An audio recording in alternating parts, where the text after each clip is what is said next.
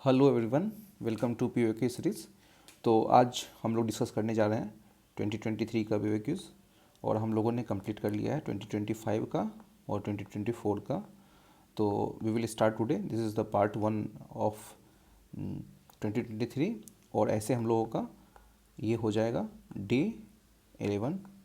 तो मैं बता दूं, इस वाले पेपर में जो कट ऑफ गया था वो 75 गया था। क्वेश्चंस अच्छे हैं और देखते हैं, चलिए स्टार्ट करते हैं। क्वेश्चन नंबर फर्स्ट कह रहा है कि कौन सा फॉलोइंग स्टेटमेंट, इसमें कौन सा ऊपर का स्टेटमेंट सही है। तो Jhelum river passes through the Wular lake, हाँ ये बिल्कुल सही स्टेटमेंट है। झेलम रिवर क्या होता है, उलर लेक से पास करती है। उलर लेक के बारे में एक इन्फॉर्मेशन यहाँ पे ये है कि उलर लेक जो है एक टेक्टोनिक लेक है दोस्तों, टेक्टोनिक लेक है। 90 में रामसर साइट में इसको ऐड किया गया था और ये लार्जेस्ट फ्रेश वाटर लेक है, फ्रेश वाटर लेक है। तो ये स्टेटमेंट बिल्कुल सही है। Krishna river directly fades Kolleru lake, ये स्टेटमेंट गलत है दोस्तों। कोलेरू लेक को कृष्णा रिवर फेड नहीं करती है, बल्कि कोलेरू लेक को जो रिवर फेड करती है उसका नाम है बुदामेरू रिवर एंड तामिलेरू रिवर। ये दोनों कृष्णा की ट्रिब्यूटरी है और ये कोलेरू लेक को फेड करती थी, ये गलत हो गया। Meandering of Gandak river from the Kawar lake, Kawar lake आपको बिहार में पड़ेगा। और मींडरिंग मतलब ऐसे ऐसे चलना, मींडरिंग से जो है इस लेक का फॉर्मेशन हुआ, ये स्टेटमेंट बिल्कुल सही है। बट गंडक रिवर से नहीं हुआ है, बल्कि आपको बूढ़ी गंडक से हुआ है, बूढ़ी गंडक से हुआ है। तो देखो इसका आंसर क्या होगा, ओनली वन। सेकंड पे देखते हैं, कमरजार पोर्ट जो है, मुंद्रा पोर्ट और विशाखापट्टनम पोर्ट के बारे में दिया हुआ है। कमरजार पोर्ट ये देखो, first major port in India registered as a company, ठीक है। Mundra port largest privately owned port in India, Visakhapatnam largest container port in India. तो दोस्तों मैं आपको बता दूं कि लार्जेस्ट प्राइवेटली ऑन्ड जो पोर्ट है वो बिल्कुल जो है मुंद्रा पोर्ट ही है, इसको जो है अडानी ओन करती है।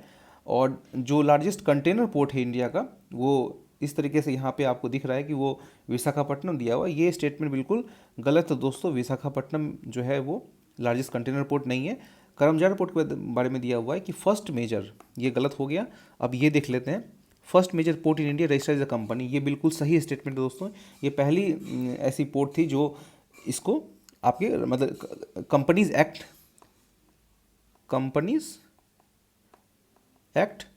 1956 के अंदर इसको जो है लाया गया था। तो क्या होगा इसका आंसर, ओनली 2।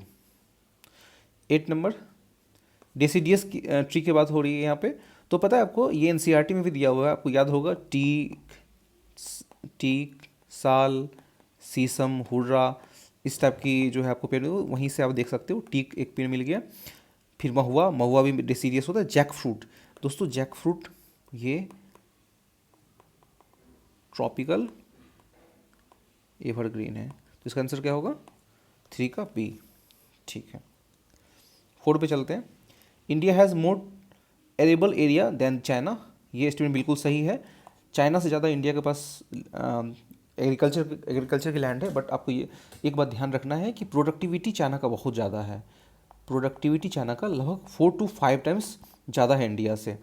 तो ये तो स्टेटमेंट बिल्कुल सही है। The proportion of irrigated area is more in India as compare to the China, बिल्कुल जो प्रोपोर्शन है वो अप्रॉक्सीमेटली 51% के आसपास है और 44% के आसपास चाइना का है। प्रोपोर्शन मतलब कि टोटल एरिया के हिसाब से अब कितना एरिया को इरिगेशन में इन्वॉल्व किए हुए हैं। तो इसका 51 इंडिया का, 44 है चाइना का। तो proportion of irrigated area more in India, तो ये बिल्कुल सही है। Average productivity per hectare Indian agriculture is higher than the China, नहीं, प्रोडक्टिविटी बहुत ज़्यादा है, बहुत 4 to 5% ज़्यादा है। क्योंकि आपको पता है कि 60 to 70% mechanisation of agriculture China में हो चुका है। और जहाँ की इंडिया का बात करें तो इंडिया इज़ लेस देन 20। तो ये स्टेटमेंट आपका गलत हो गया। तो आंसर क्या होगा, 4 का बी होगा। 5 पे चलते हैं दोस्तों। Which of the following is the best example repeated falls in the sea level going rise to the present day extensive marshland. Okay, तो इसका आंसर रन ऑफ कच्छ है दोस्तों। हाँ, ये क्वेश्चन थोड़ा टफ भी है, आप इसको स्किप भी कर सकते हो, दैट्स द रीज़न इसका कट ऑफ इतना कम गया था। बहुत अच्छे अच्छे क्वेश्चन है इसमें, बहुत ही रैंडम क्वेश्चन बहुत पूछा है इस पेपर में, आगे भी चल के मैं आपको बताऊँगा, दिखाऊंगा। तो इसका आंसर क्या होगा, रन ऑफ कच्छ होगा। एक्सटेंसिव मार्शलैंड है ना वहाँ पे, और आप कंफ्यूज कर जाओगे कि हाँ भीतरकनिका भी हो सकता है। आप यहाँ पे मरकनम साल्ट पैंस दिया हुआ है, जो कि बहुत लोगों ने इसको लगाया था, क्योंकि ये बहुत ही अजीब नाम है। अक्सर यूपीएससी से क्वेश्चन पूछते रहती है, 4 ऑप्शन दे करके एक अजीब नाम दे देगी, तो ये अक्सर वो ऑप्शन सही होता है। बट यहाँ पे बता दूँ, यहाँ पे आंसर होगा रन ऑफ कच्छ होगा। सी लेवल के जो डिक्लाइन के बाद ना, जो मार्शलैंड जो काफ़ी सबसे ज़्यादा बना है ना, वो आपको रन ऑफ कच्छ के एरिया में बना है, तो ये होगा। 6 क्या होगा, ilmenite and rutile. Ilmenite and rutile ये किसका ओर है, यहाँ पे लिखा हुआ है abundantly available in a certain coastal tract of India are rich source of which of the following. अब किसका रिच सोर्स है, तो आप देख लो, इसका आंसर क्या होगा, टाइटेनियम। ठीक है दोस्तों, इल्मेनाइट एंड रूटाइल, आपने एल्युमिनियम पढ़ा होगा, कॉपर पढ़ा होगा, आयरन पढ़ा होगा, तो इसका क्या होता है, बॉक्साइट होता है, कोरुंडम होता है,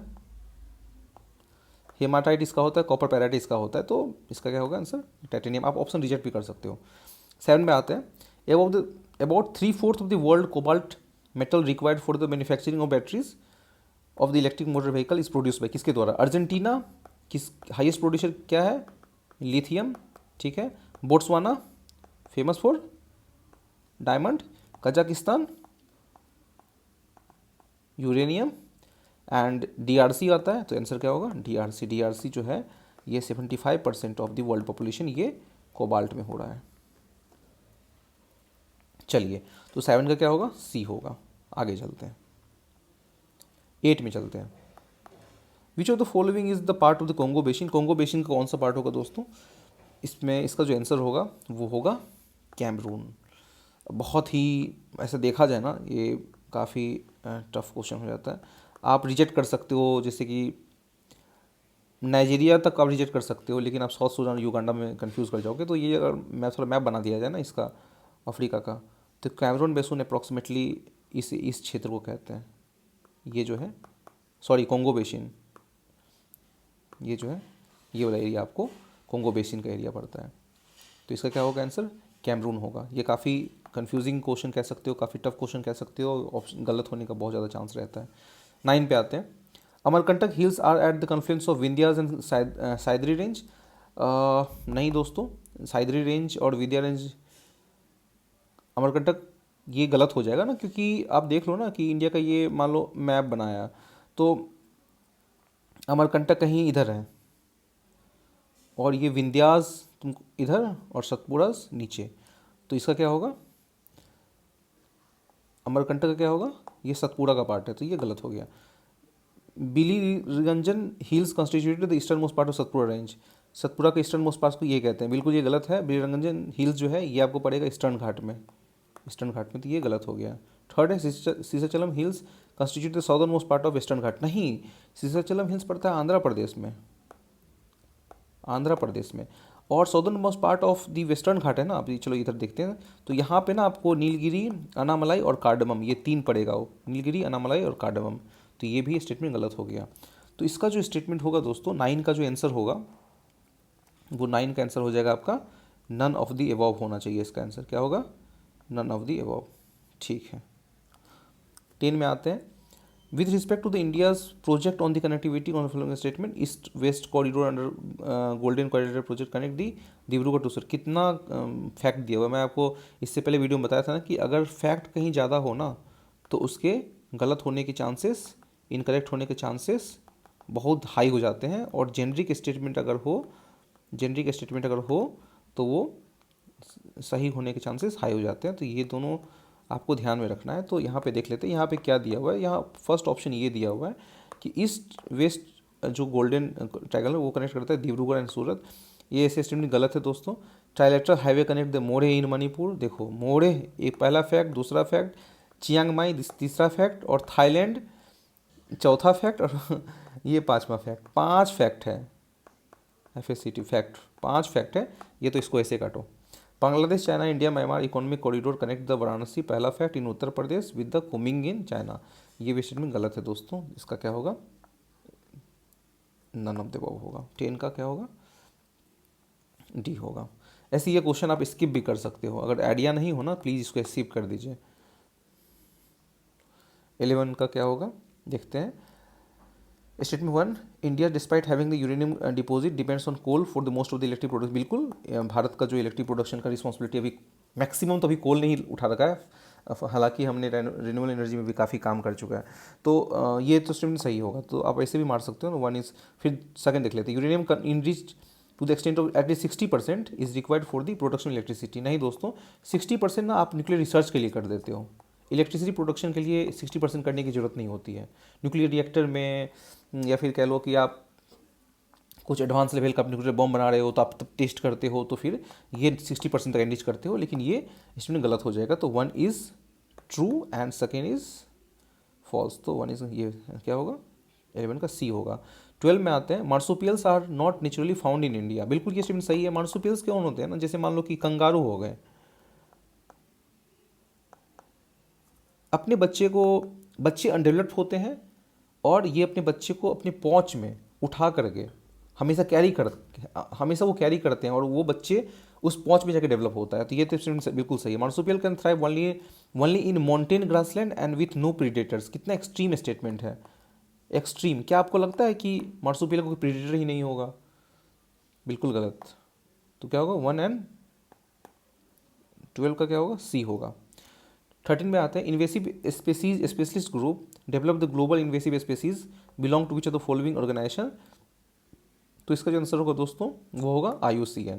आपको पता है कि जब इंडेंजर्ड की बात करें या फिर आप कह लो कि वल्नरेबल की बात करें, थ्रेटन की बात करें, लिस्ट कंसर्न की बात करें, एक्सटेंट की बात करें, तो वो IUCN की लिस्ट में रेड बुक में ही जाके वो होता है। तो इसका आंसर क्या होगा, 13 का ए होगा। ठीक है। 14 में आते हैं। Lion tail macaque, Malabar civet और सांबर डियर। इसमें ये कह रहा है दोस्तों कि अब इसमें ये क्वेश्चन आप देखो, ये क्वेश्चन ऐसे कभी टफ हो जाता है। मतलब इसमें कह रहा है कि नॉक्टर्नल कौन सा है।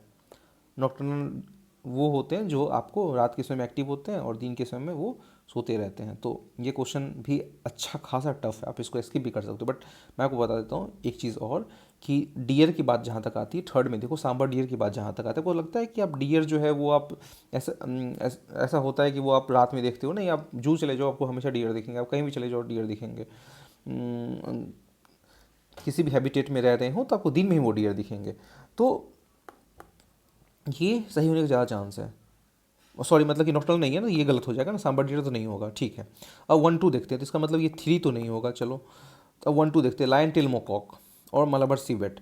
तो इसमें आप ना रिस्क ले सकते हो। इसमें क्या होगा, जिसमें आपको नॉलेज का काम आएगा। तो अब यहाँ पे क्या है कि लायन टेल मकॉक ना, ये आपको वेस्टर्न घाट की इसकी मतलब इंडेमिक स्पेसीज है ना ये वेस्टर्न घाट। और मालाबार सिवेट एक्चुअली ये आपको यही एक आंसर है, मालाबार सिवेट, और क्रिटिकली इंडेंजर्ड है। और यही एक ऐसा जानवर है इस तीनों ऑप्शन में से जो आपको सनसेट के बाद ही एक्टिव होता है। तो इसका क्या होगा, 14 का क्या होगा, 14 का ओनली 1 होगा। लायन टेल मकॉक नहीं होगा बल्कि मालाबार सिवेट होगा। 15 में आते हैं। इसमें देखो ये क्वेश्चन ना काफ़ी मतलब मैं बहुत वेग क्वेश्चन लगा मेरे को।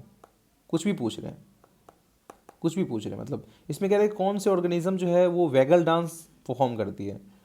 तो बटरफ्लाइज, ड्रैगन फ्लाइज, हनी बीज, वास्प। अब एग्जामिनेशन में बैठ करके फिर इसको सोच पाना बहुत मुश्किल है। वैसे आंसर जो होगा वो हनी बीज होगा। वैगल डांस मतलब कि एक मूवमेंट होता है ना, ऐसे ऐसे ऐसे मूवमेंट उस तरीके से चल रही है और पीछे जो भी हैं उनके वो सबको उसी पाथ को ट्रेस वो उसी को फॉलो कर रहा है। तो मतलब इस तरीके से हो गया ये वैगल डांस। तो क्या होगा इसका आंसर, 15 का सी होगा। और बटरफ्लाइज, ड्रैगन फ्लाइज और वास्प, इनका एक अलग तरीका है। तो चलिए 16 पे आते हैं। अब देखो बहुत आसान क्वेश्चन है 16 का। सम मशरूम हैव मेडिसिन, कितना ये जेनरिक स्टेटमेंट है। सम मशरूम, कुछ मशरूम के पास मेडिसिनल प्रॉपर्टीज हो सकते हैं। बिल्कुल, दुनिया में इतने प्रकार के मशरूम है, हो सकते हैं किसी के पास। Some mushroom have the psychoactive properties, हो सकता है। Some mushroom have the insecticidal properties, बिल्कुल ये हो सकता है, क्यों नहीं हो, कुछ मशरूम होंगे। Some mushroom have the bioluminescent properties, ये हो सकते हैं। इसका आंसर क्या होगा, ऑल फोर, ऐसा कुछ आ जाए ना कि सम करके कुछ स्टेटमेंट अगर बनता है तो यूपीएससी के इतिहास में आज तक ये मैंने देखा है कि 100% जहाँ ऐसा लिखा होता है सम, तो ये सही होता ही होता है। 17 में आते हैं, दे बिल्ट नेस्ट। अब इसमें लिखा हुआ है इंडियन स्क्वायरल के बारे में, ये स्टेटमेंट कह रहा है कि they built nest by making the bureaus in the ground. ये स्टेटमेंट बिल्कुल गलत है दोस्तों, ये ग्राउंड पे नहीं बल्कि ट्री पे ही शायद कोई नेस्ट बनाती है। इसका शायद यही है, ट्री पे ही ये नेस्ट बनाती है, लेकिन ये ग्राउंड पे जाके ये ऐसा काम इसका जो है वो नहीं है, ग्राउंड पे जाके ये काम नहीं करती है। ठीक है, आगे देखते हैं। They store their food materials like the nuts and seed on the ground. ये बिल्कुल स्टेटमेंट जो है आपको सही है। ये नट्स एंड सीड ही आप देख लो ना स्क्वायरल्स को खाते हुए, दे आर ओमनीवोरस।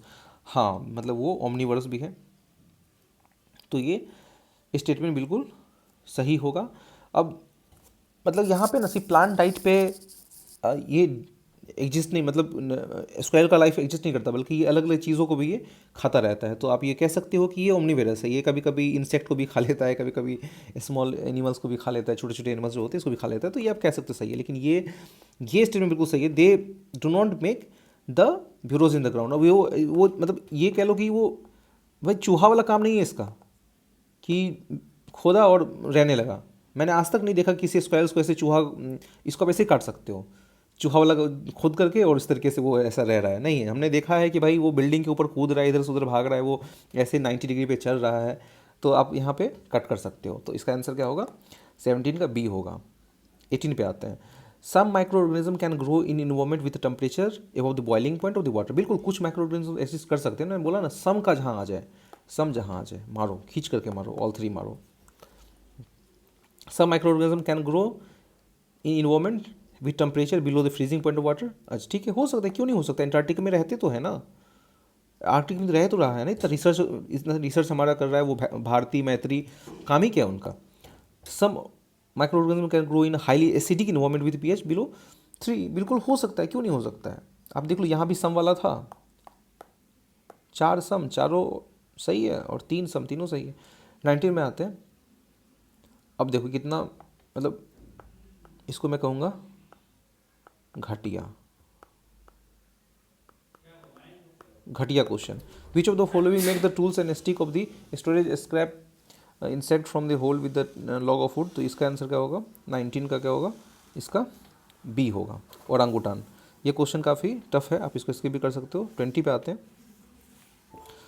अब इसमें क्या है कि वो कह रहा है कि इस स्टिक से फिर आप जो है वो किसी ट्री के होल में फिर वहाँ से आप अपने खाने का व्यवस्था कर रहे हो, इस स्टिक से निकाल रहे हो। तो ये इसका आंसर क्या होगा? 20 पे आते हैं। In the making how many of the above are hydrofluorocarbons used. दोस्तों ऐसे अगर क्वेश्चन आ जाए ना तो प्लीज़ ऑल मार देना, 90% केस में ये हिट कर जाएगा। लेकिन बट यहाँ पे ना यूपीएससी ने जब ऑफिशियल आंसर के निकाला था ना, तो लुब्रिकेंट इसका आंसर नहीं होगा, बल्कि इसका आंसर 3 होगा। मैं फिर भी बोल रहा हूँ, अगर आपको वो क्वेश्चन आ रहा है तो प्लीज़ आप अच्छे से बना लीजिए, आंसर को मार लीजिए। अगर आपको नहीं आ रहा है तो प्लीज़ ऑल मान के चलिए, क्योंकि ये 99% केस में ना ये इस तरीके से होता है कि ऊपर वाले दिए हुए चीज़ों को मैं कहाँ इस्तेमाल कर सकता हूँ, ऐसे कोई स्टेटमेंट आ जाए तो बिल्कुल वहाँ पे ऑल आंसर होता है। तो फिर भी इसका आंसर ओनली 3 है, लुब्रिकेंट नहीं होगा। एरोसोल, फोम एजेंट और फायर रिटार्डेंट को जो है हम इस्तेमाल कर सकते हैं एज अ हाइड्रोफ्लोरो कार्बन यूज। तो but answer will be 3, but ऐसे में आप 4 मारना प्लीज़, क्योंकि आप अगर 5 में से दिमाग लगा के आप 1 मार दोगे, 2 मतलब 1 2 में आप एडजस्ट कर दोगे। मैं कह रहा हूँ कि अगर 5 का 5 मारोगे ना उसमें 4 सही हो जाएगा। तो in which of the following region was the Dhanyakataka which flourished as a prominent Buddhist centre under the Mahasanghika located. तो आपको पता है दोस्तों, ये धन्य कंटक, ये जो नाम है ना, ये आप समझ लो कि अमरावती का एंशिएंट नाम है धन्य कंटक। आज जो अमरावती का नाम है वो पहले धन्य कंटक था। अमरावती कहाँ पे है? वो आंध्र प्रदेश में है। ठीक है, 42 पे आते हैं। With reference to the ancient India consider the following statement, the concept of stupa is Buddhist in origin। तो बिल्कुल ये गलत स्टेटमेंट है दोस्तों। कॉन्सेप्ट ऑफ स्तूपा जो है वो आपको ऋग्वेद में भी इसकी चर्चा की गई है। तो कहते हैं ना मोल्ड्स, किसी का अगर डेथ हुआ है तो उसके ऊपर मिट्टी का ऐसे परत लगा देना। तो ये ऋग्वेद में भी इसकी की गई है चर्चा। तो ये तो कॉन्सेप्ट गलत हो गया कि वो बुद्धिस्ट ओरिजिन से है, नहीं बिल्कुल भी नहीं। Stupa was generally repository of relics, बिल्कुल। अब स्तूपा में तो क्या होते थे, जो मॉन्क होते थे, मॉन्क का रिलिक्स हुआ करता था, या कह लो कि उनके क्लॉथ्स होते थे, या फिर उनके यूटेंसिल्स होते थे, जो उनके जो कुछ सामान थे जो डेली बेसिस पे यूज़ किया करते थे, तो वो उनका रिलिक्स, उनका सामान का जो है वो स्तूपा में इस्तेमाल किया जाता था। ठीक है, तो ये तो बिल्कुल सही है। Stupa was a वोटिव and commemorative structure in Buddhist tradition, बिल्कुल। स्तूपा जो है एक कॉमेमोरेटिव स्ट्रक्चर था कि आप ये कह लो कि if you are winning the war, if you are doing something like the achievement, तो आप वहाँ पे उसकी याद में स्तूपा बना दो। तो ये स्टेटमेंट बिल्कुल सही है दोस्तों। तो इसका क्या आंसर होगा, ओनली 42 का बी। 43 देखते हैं, with reference to the ancient South India, Korkai, Poom Poompuhar and Muchiri. ये आसान क्वेश्चन है दोस्तों, ये बहुत आसान क्वेश्चन है। जिसका क्या होगा, ये क्या था, ये संगम एरा का पोर्ट्स था। तो कोरकई कहाँ पे है, कोरकई आपको पता है कि ये किसका है, पांड्या का है ना, हाँ, ये पांड्या का पोर्ट था। पुहर जो था ये चोला पोर्ट था, और मुचीरी जो था ये चेरा पोर्ट था। ठीक है दोस्तों। 43 44 पे आते हैं। Which of the following explains the practice of वता किरुतल एज मेंशन इन ना संगम। ये टफ क्वेश्चन है, अगर आपको आता है तो आप अटेम्प्ट करें, नहीं आता है तो प्लीज़ इसको स्किप करके निकल जाए, क्योंकि इसमें जो भी ऑप्शंस हैं वो काफ़ी कन्फ्यूजिंग है। देखो आप, Kings employing women body guards, अच्छा, learned person assembling in royal courts to discuss the religious and philosophical matters, okay, young girls keeping watch over the agriculture field and driving away the birds and animals, okay, the king defeated in a battle committing ritual suicide by the starving himself to death। तो इसका क्या होगा, ये होगा, अगर कोई राजा हार जाता है बैटल में तो वो जो है सुसाइड कर लेगा बाय स्टार्विंग, मतलब भूख, वो खाना नहीं खाएगा, खाना त्याग देगा, और धीरे धीरे वो अपने मृत्यु की तरफ जाएगा। तो क्या होगा, 44 का डी होगा। क्वेश्चन नंबर 45 पे चलते हैं दोस्तों। क्वेश्चन नंबर 45 क्या कह रहा है वो देखते हैं। कौन से the following dynasties, Hoysala, Garhwal, Kakatiyas and Yadav. इसमें ये कह रहा है कि इसमें कितने ऐसे किंगडम हैं जिनका इस्टेब्लिशमेंट 8th सेंचुरी एडी के आसपास हुआ था। तो ओके, तो होयसाल देखते हैं। तो होयसाल का इस्टेब्लिशमेंट कब हुआ था, 10th सेंचुरी सी में। गढ़वाल का इस्टेब्लिशमेंट आपको 11th में दिखेगा, काकटियास का आपको 12th में दिखेगा, और यादवास का आपको 12th में दिखेगा। तो गढ़वाल का पता होगा आपको, चंद्रदेव जो हैं इसके फाउंडर होते हैं। यादव का कौन होता है, भिल्लम 5 जो हैं इसके फाउंडर होते हैं। और होयसाल का जो है विष्णुवर्धन, इनके बहुत सिग्निफिकेंट रूलर है। तो इसका क्या होगा आंसर, 45 का क्या होगा, डी होगा। ओके, तो 46 पे चलते हैं। लिटरेरी वर्क कह रहा है और ऑथर कह रहा है यहाँ पे। तो इसमें ये कह रहा है कि देवी चंद्र गुप्तम कौन लिखा है, बिल्हान लिखा है दोस्तों, बताइए कौन लिखा है। बिल्कुल गलत है, देवी चंद्र गुप्तम कौन लिखा है, विशाख दत्त लिखा है। कौन लिखा है, विशाख दत्त लिखा है। हमीर महाकाव्य, हमीर महाकाव्य कौन लिखा है, तो बिल्कुल ये सही स्टेटमेंट है, नयचंद सूरी ने ही लिखा है। मिलिंद पन्हो को नागार्जुन ने लिखा है, ये स्टेटमेंट गलत है। मिलिंद पन्हो किसी ऑथर ने नहीं लिखा है, बल्कि ये कह लो कि this is the collection of the discussion between the Milind and the Nagasena, और किसी पर्टिकुलर ऑथर ने इसको नहीं लिखा है, तो ये ऑप्शन गलत हो जाएगा। नीति नीति क्या नीतिवा क्या मित्र, ये कौन लिखा है, सोमदेव सूरी। ये स्टेटमेंट बिल्कुल सही है दोस्तों। नीति क्या मित्र कौन लिखा है, ये सोमदेव सूरी। तो स्टेटमेंट 4 का ओनली 2, ऐसे भी मैंने आपको बताया था। 4 आए तो 2 मारो, 5 आए तो 3 मारो, 90% केस में ये हिट होगा। तो 46 का क्या होगा, 46 का ओनली बी। ओके, तो देखो 47 क्वेश्चन कितना आसान है इसमें। Souls are not only property of animals and plants but also rocks. अगर मैं स्टेटमेंट बस इतना ही लिखूँ ना, इसको काट दूँ, हटा दूँ। अब मैं आपसे ये पूछूँ कि बताओ ये कौन बोला था कि सोल जो है वो सिर्फ एनिमल और प्लांट्स में नहीं होता, बल्कि चट्टान में भी होता है, मिट्टी में भी होता है, पत्थर में भी होता है। तो इसका क्या होगा आंसर, जैन। जैन ने क्या बोला है कि सोल जो है वो सिर्फ लिविंग थिंग्स में नहीं है, बल्कि जो नॉन लिविंग थिंग्स हैं ना अर्थ पे, उस पर भी सोल है। तो उसका क्या होगा, जैनिज़्म। 47 का बी होगा। 48 देखते हैं। Who among the following rulers Vijayanagar empire constructed a large dam across Tungabhadra river and canal cum aqueduct several kilometres long from the river to capital city. इसका क्या होगा दोस्तों, इसका क्या होगा, देवराय वन होगा। देवराय वन ने ये large dam across Tungabhadra river जो है ये कंस्ट्रक्ट किया था, इस बात को आपको याद रखना है। ठीक है, तो ये खुद विजयनगर एम्पायर के रूलर थे, संगम डायनेस्टी के। ओके, 49 पे आते हैं। व्यू में the following ruler of the medieval Gujarat surrender due to the Portuguese. Okay, तो इसका क्या होगा, बहादुर शाह होगा। आपको पता है कि बैटल ऑफ ड्यू हुआ था, बैटल ऑफ ड्यू के बाद जो है इन्होंने जो गुजरात को जो है ना वो पोर्तुगीज़ के हाथ में दे दिया था। तो 49 क्या होगा, सी होगा, after the battle of due. इस बात को याद रखना, बैटल ऑफ ड्यू के बाद। कमेंट बॉक्स में लिखिए कि बैटल ऑफ ड्यू कब हुआ था। ठीक है, 50 देखते हैं। अब ये कितना आसान क्वेश्चन है, इसमें इसमें ये कह रहा है कि गवर्नर जनरल ऑफ बंगाल को गवर्नर जनरल ऑफ इंडिया बना दिया गया था। तो कब बनाया गया था, 1833 में ना। सबसे पहली बात कि governor general of Bengal India कौन थे, लॉर्ड विलियम बेंटिक। आपको ऐसे याद रखना है, HBO। ठीक है, तो इसको ऐसे कर दो, काट दो। एच से का होगा Hasting, Warren Hastings. Warren Hastings क्या बने थे, गवर्नर जनरल बंगाल बने थे फर्स्ट। बी से होगा बेंटिक, लॉर्ड विलियम बेंटिक बने थे, क्या बने थे, गवर्नर जनरल ऑफ इंडिया बने थे।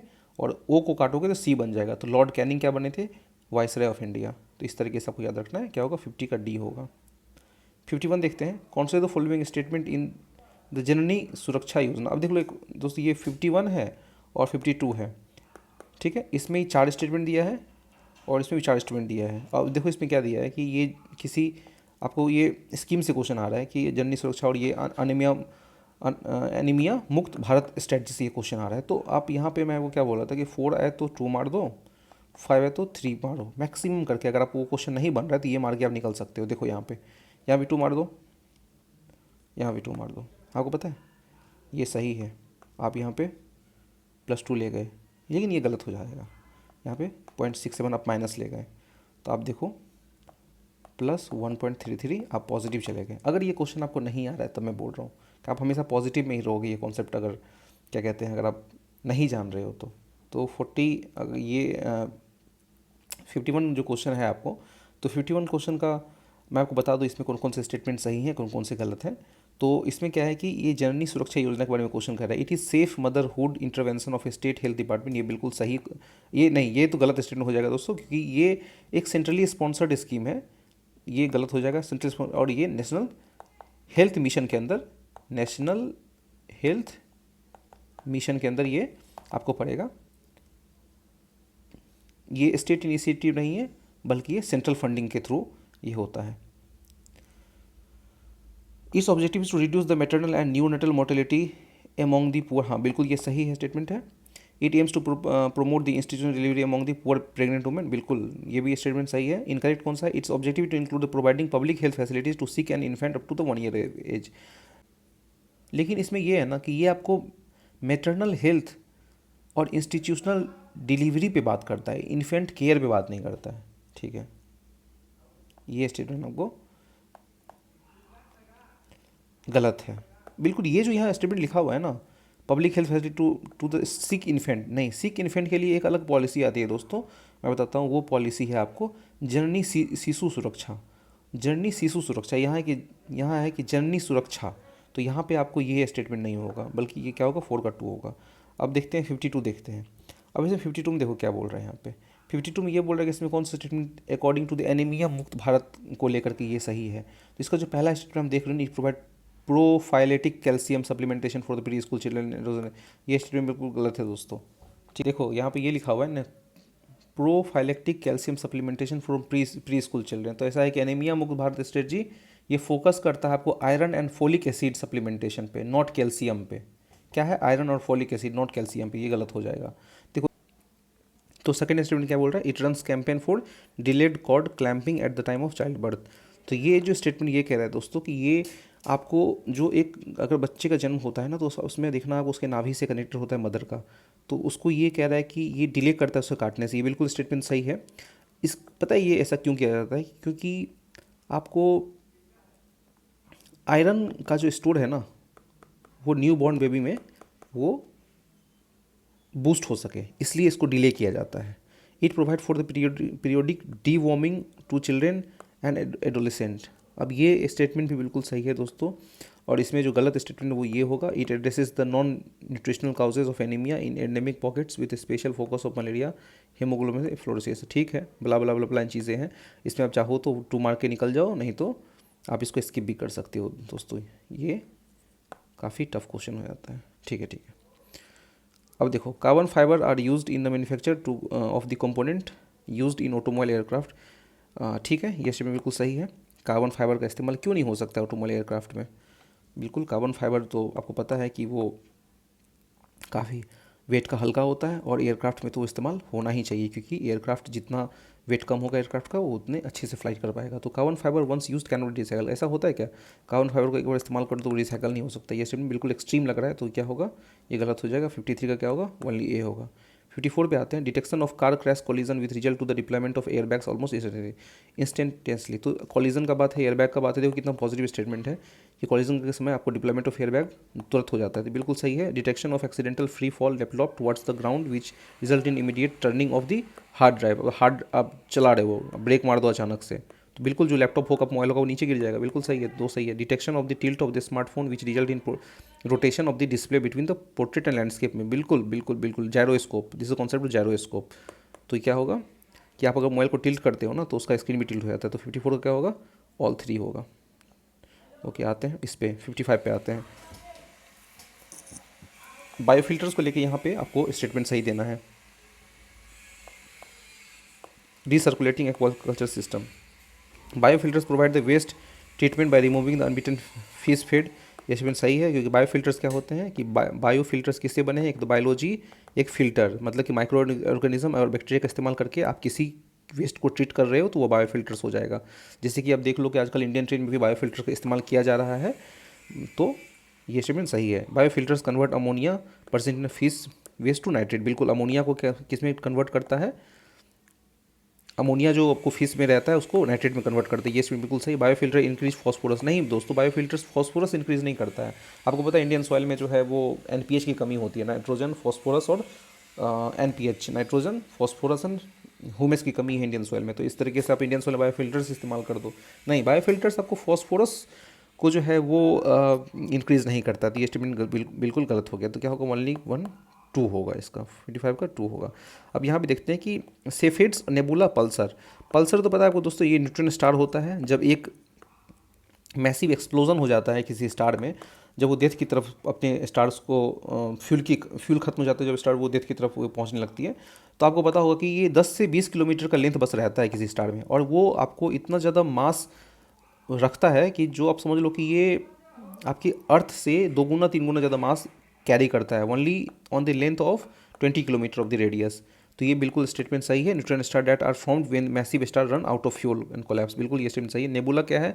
नेबुला खुद एक जाइंट क्लाउड से दोस्तों, नेबुला क्या है? एक जाइंट क्लाउड है। तो ये स्टेटमेंट इसको क्या कर इंटरचेंज कर दिया है। सेफिड्स क्या है? सेफिड एक स्टार है which brighten and dim periodically, bright करता है और डिम हो जाता है पीरियोडिकली, तो चमकता है और डिम हो जाता है, तो वो क्या होगा? सेफिड्स होगा। तो इसका स्टेटमेंट क्या होगा? ओनली 1 होगा। ठीक है, आगे बढ़ते हैं। इसमें कौन से ऐसे कंट्रीज है जो आपको खुद का उनका नेविगेशन सिस्टम है? तो ठीक है, ऑस्ट्रेलिया, कनाडा, इजराइल, ये डिपेंड करते हैं जीपीएस पे, और जापान के पास खुद का जो है नेविगेशन सिस्टम है। और चाइना के पास कौन सा नेविगेशन सिस्टम है दोस्तों? ये कमेंट बॉक्स में बताइए। ठीक है, मैं बता देता हूँ, फिर भी आपको, आप कमेंट नहीं करोगे तो मैं बता देता हूँ। बाइडू है। इंडिया के पास कौन सा है? इंडिया के पास है IRNS। और जापान को कौन सा है? जापान को कहते हैं मीची बिकी, मीची बिकी। ठीक है, 58 पे आते हैं। Ballistic missile are jet propellant to subsonic speed throughout the their flight while cruise missile are rocket powered only in the initial phase. आपको बता दें कि देखो, बैलिस्टिक मिसाइल का प्रॉपर्टी दिया है, रॉकेट क्रूज मिसाइल का प्रॉपर्टी दिया है। यूपीएससी ऐसा खेल खेलती है कि इसको वो टर्न कर देती है, फ्लिप कर देती है। देखो, बैलिस्टिक मिसाइल का प्रॉपर्टीज़ क्रूज मिसाइल में लिख दिया गया है, क्रूज मिसाइल का प्रॉपर्टीज़ यहाँ लिख दिए गई, यहाँ लिख दिया गया है, बैलिस्टिक में लिख दिया गया है। ये स्टेटमेंट बिल्कुल गलत हो गया। Cruise missile are jet propellant at subsonic speed throughout the flight, but ballistic missile are the rocket powered only in the initial phase of flight. ये स्टेटमेंट सही हो गया, ये गलत हो गया। ठीक है, अग्नि 5 is a medium range supersonic cruise missile while BrahMos is a solid, नहीं, अग्नि 5 मीडियम रेंज नहीं, अग्नि 5 is ICBM intercontinental ballistic missile. ये स्टेटमेंट क्या हो गया? गलत हो गया। तो इसका क्या होगा? 58 का D होगा। चलिए ठीक है, 59 देखते हैं, लास्ट 2 क्वेश्चन बच रहे हैं।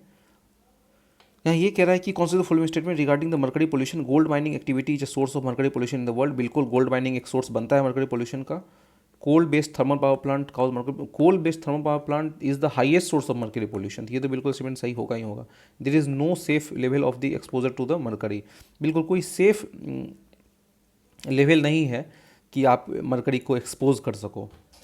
नो नॉन सेफ लेवल, कोई सेफ लेवल अभी तक वो नहीं है। तो और बहुत सारे सोर्स में भी ऐसा आपको देखने को मिलेगा। तो इसका क्या होगा answer, all of the three. मैं आपको एक चीज़ बता दूं, यूपीएससी ने इसका आंसर ओनली 2 दिया है, बट मैंने काफ़ी रिसर्च किया इस क्वेश्चन पे, तो इसका आंसर ओनली 3 ही है, मतलब ऑल ऑफ द 3 है। कई कोचिंग इंस्टीट्यूट में इसमें क्लेम भी किया था कि यूपीएससी का ये वाला जो आंसर है ये काफ़ी डाउटफुल है, बट इसका जो आंसर है दोस्तों ये ऑल ऑफ द 3 होगा। With reference to the green hydrogen कौन सा following statement, it can be use directly as a fuel. बिल्कुल ग्रीन हाइड्रोजन को आप फ्यूल के तौर पे इस्तेमाल कर ही सकते हो फॉर इंटरनल कंबशन। बिल्कुल स्टेटमेंट सही है। आपको हाइड्रोजन पावर्ड, आपको अब तो कार भी आने लगे हैं, ट्रेन भी है हाइड्रोजन पावर्ड। तो it can be blended with natural gas and use as a fuel for heat and power generation. Technology वाला सवाल जो होता है ना कि उसको ऐसा कर सकते हैं ऐसा कर सकते हैं, कैन भी है ना, तो वहाँ पे ये स्टेटमेंट होने का ट्रू होने का चांस बहुत ज़्यादा रहता है। तो it can be blended with natural gas, बिल्कुल इसको नेचुरल गैस से ब्लेंड कर सकते हो और इसको फ्यूल के तौर पे और पावर जनरेशन के तौर पे आप इस्तेमाल कर सकते हो। It can be use in a hydrogen fuel cell to run vehicle. बिल्कुल ये रन व्हीकल, आप व्हीकल चलाने के लिए आप इसको इस्तेमाल कर सकते हो। 60 का क्या होगा, ऑल ऑफ द 3 होगा। How many of the above mention countries above the land border with Ukraine. दोस्तों रशिया यूक्रेन वॉर चल रहा था, उसकी वजह से ये काफ़ी न्यूज़ में था ना, तो इसलिए ये क्वेश्चन आपको यहाँ देखने को मिलता है, बट ये एक आउटडेटेड क्वेश्चन हो चुका है। तो अभी फिर भी इसका आंसर क्या होगा, इसका जो आंसर होगा वो होगा हंगरी एंड रोमानिया। ये 2 ही देश हैं जो शेयर करता है, जिसका आंसर ओनली 2 होगा। अभी जो हाल फिलहाल में मिडिल ईस्ट में काफ़ी वॉर चल रहा है, तो आप मिडिल ईस्ट को काफ़ी ध्यान में रख सकते हो। और ये आप देख लेना कि ईरान जो है वो कितने देशों के साथ बॉन्डी शेयर करता है, तो ये इंपॉर्टेंट है। ओके 62 देखते हैं। With reference to the earth atmosphere which of one of the following is correct. Okay तो पहला देखते हैं, the total amount of the insolation received at the equator is रफली 10 times of that of poles. अच्छा, equator जो है वो 10 times more insolation receive करता है देन पोल से। ये स्टेटमेंट बिल्कुल गलत है दोस्तों। 10 टाइम्स नहीं, बल्कि पोल जो है वो अप्रॉक्सीमेटली 40% इंसोलेशन रिसीव करता है एनुअली। जितने इंसोलेशन एनुअली, मतलब वो इक्वेटर पे इक्वेटर रिसीव करता है, तो उसके 40% पोल रिसीव करता है, तो ये स्टेटमेंट तो गलत हो गया। बी देखते हैं, इंफ्रारेड कंस्टिट्यूट रफली 2/3 ऑफ द इंसोलेशन। नहीं, इंफ्रारेड कंस्टिट्यूट अप्रॉक्सीमेटली 49% टू 50%, मतलब नियरली हाफ करता है। और जो विजिबल रे है वो आपको अप्रॉक्सीमेटली 40% करता है, और आपके ये अल्ट्रावायलेट रेज ये आपको 8% के अप्रॉक्सीमेटली इंसोलेशन जो है वो रिसीव करता है।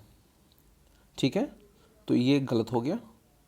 Infrared waves are largely absorb by water vapour that is concentrated in the lower atmosphere. Okay, ये स्टेटमेंट दोस्तों बिल्कुल सही है। देखिए इंफ्रारेड वेव्स, इसको देख लेते हैं क्या होता है ना। जब कोई बॉडी हीट होती है ना, तो उससे जो वेव निकलता है उसी को हम कहते हैं इंफ्रारेड वेव्स।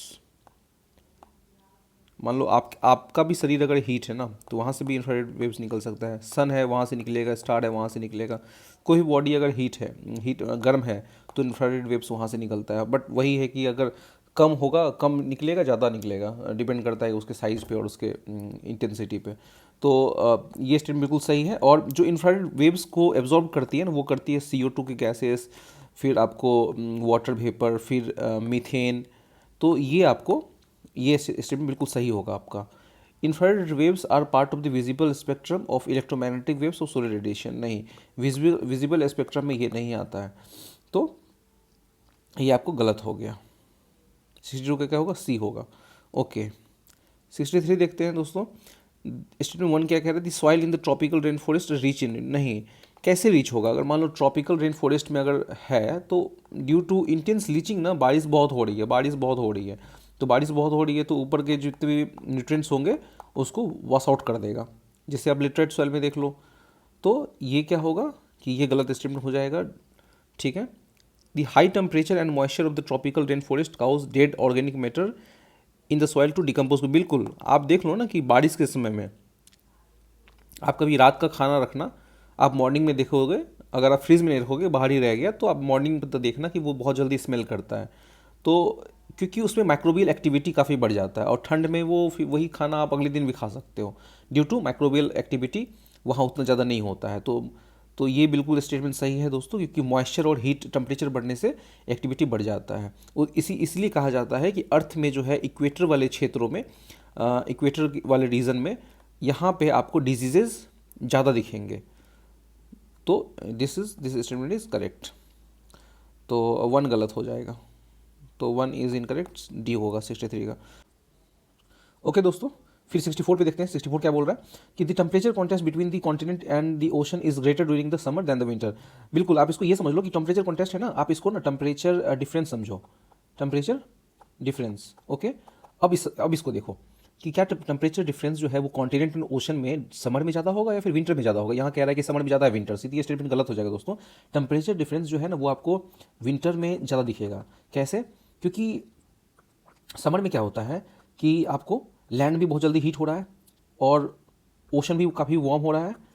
हाँ, लैंड जल्दी हीट होता है और ओशन जो है वो लेट से मतलब वार्म होता है, due to the specific heat water का ज़्यादा होता है इसलिए।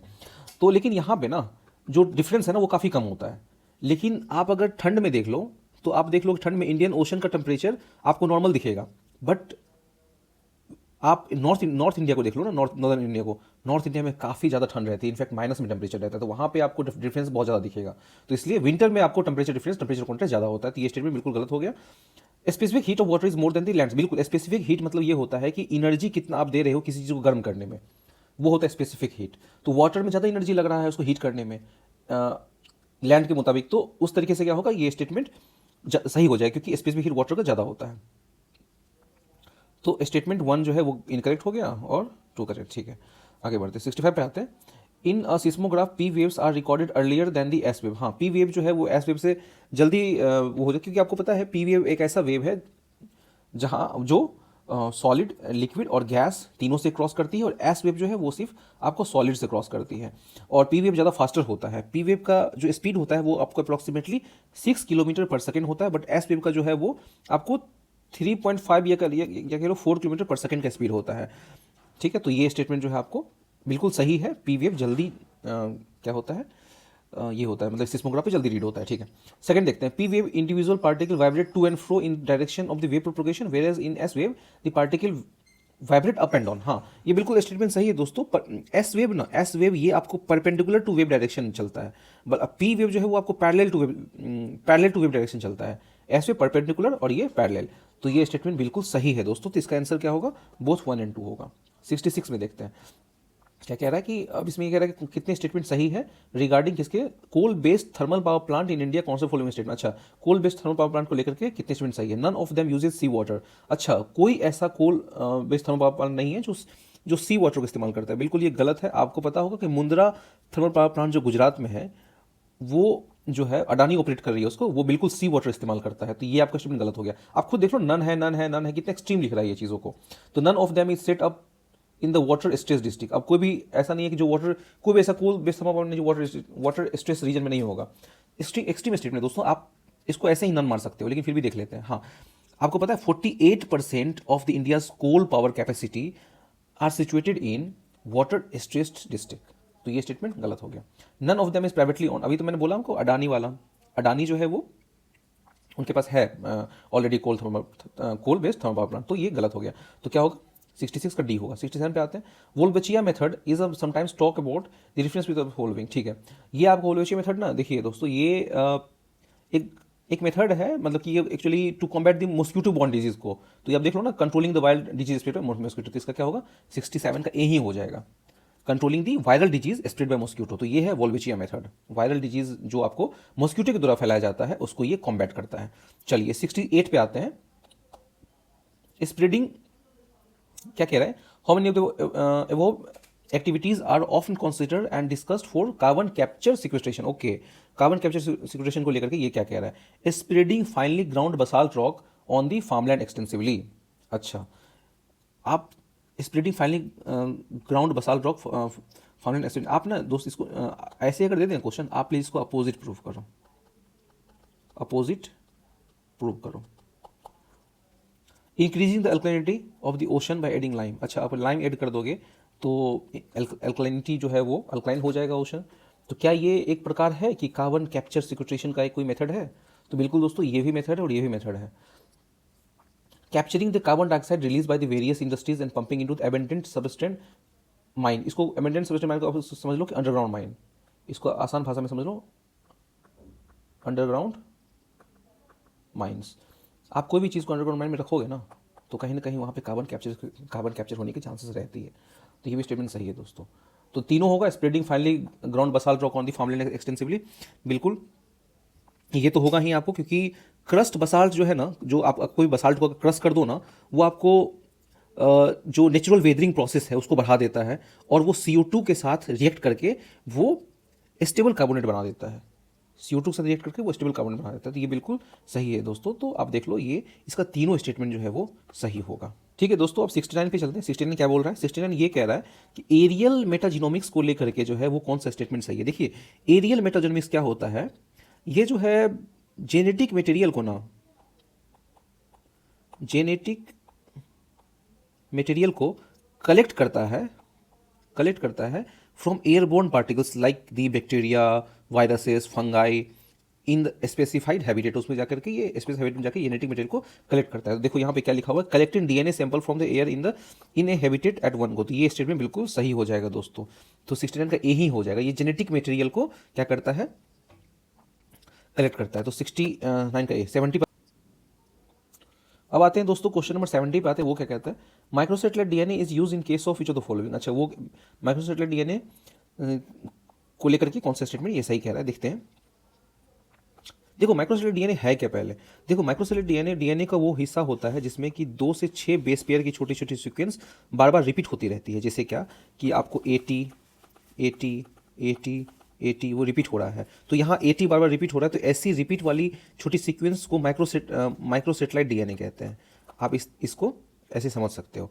तो यहाँ पे क्या है कि studying the evolutionary relationship between among the various species of fauna. इसका स्टेटमेंट क्या होगा? यही होगा, क्योंकि ये स्टडी करता है। आप ऐसे भी ना इसको अगर आप पढ़ोगे ना तो DNA से आप क्या जानते हो कि इवोल्यूशनरी रिलेशनशिप ना, आप किसी को स्टडी करना है, उसका रिलेशनशिप किसी के साथ है या नहीं है। या फिर आप अभी देखो, डायर वॉल्फ को हाल में जो है वो साइंटिस्ट ने वो वापस से लाया, तो वहाँ देखना कि DNA के ही थ्रू ही उन्होंने इस्तेमाल किया कि वो वापस से एग्जिस्टेंस में आ जाए। तो एक इवोल्यूशनरी कॉन्सेप्ट, इवोल्यूशनरी रिलेशनशिप, उस पर ये ज़्यादा ध्यान रखती है, उस पर ये ज़्यादा प्रूफ करने का जो एक जरिया होता है वो DNA के थ्रू ही होता है। तो आप ऐसे भी इस सारे ऑप्शंस में से आपको बेस्ट ऑप्शन यही लगेगा 70 का ए। नहीं तो आप इसको स्किप भी कर सकते हो।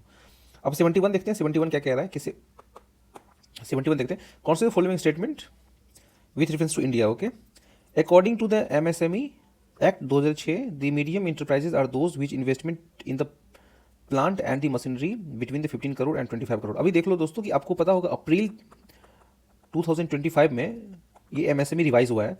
तो मैं आपको बता देता हूँ, MSME जो रिवाइज हुआ है उसमें आपको micro, small and medium.